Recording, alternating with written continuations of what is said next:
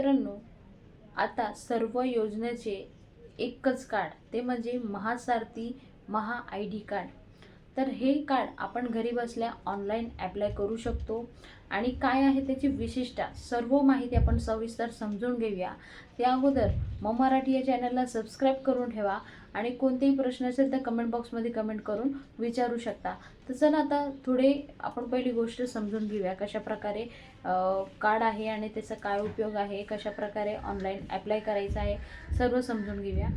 Maha I D जर तुम्ही काढली तर कोणतेही योजनेचे अंतर्गत तुम्हाला सारखी माहिती भरायची गरज लागणार नाही, सारखे कागदपत्र जमा करायची गरज लागणार नाही.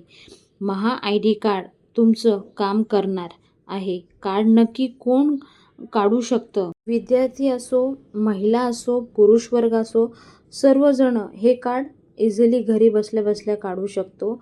आणि हे ऑनलाईन प्रक्रियासुद्धा आहे. तर सर्वात अगोदर इथे पाहू शकता maharashtra.mahasarathy.government.in. गुगलवर तुम्ही सर्च करायचं आहे. समोर अशा प्रकारे एक पेज ओपन होईल. त्या पेजवर आधार क्रमांक तुमचं जे काय असेल ते टाका.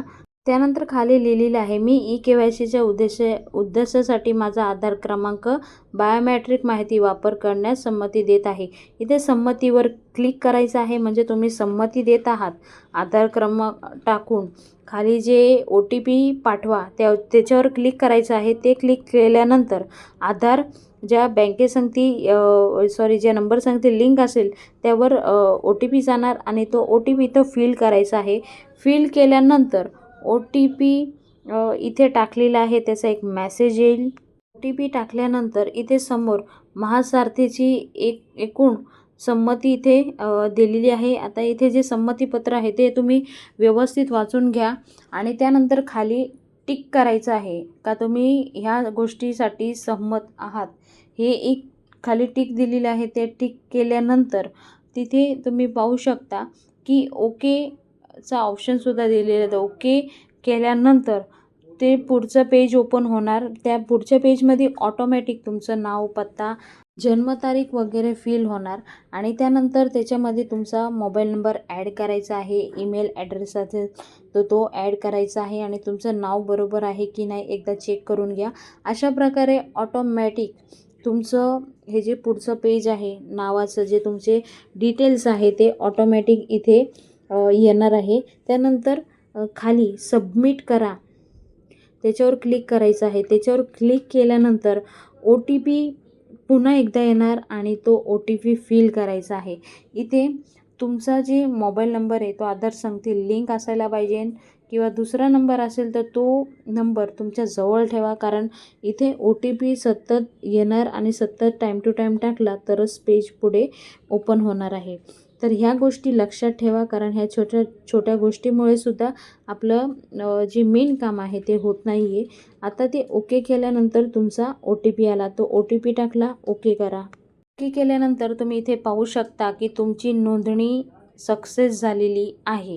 आता हे झाल्यानंतर आपण पुन्हा साईट ओपन करायची आहे. maharashtra.maharashtra.government.in ही साईट ओपन करायची आहे आणि ह्या साईटवर जाऊन ती साईटला 3 असे लाईन दिलेली आहे. त्या लाईनीवर क्लिक करायचं आहे.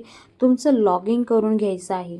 आता लॉग इन केल्यानंतर तुमचं जे काय OTP आधार कार्ड असेल तो टाका, सबमिट करा. OTP येईल आणि OTP आल्यानंतर अशा प्रकारे तुमचं पेज ओपन होणार आहे समोर. हे जे पेज ओपन झालेलं आहे तुमचं, इथे जे महासारथी जे कार्ड आहे ते इथे बनलेलं आहे.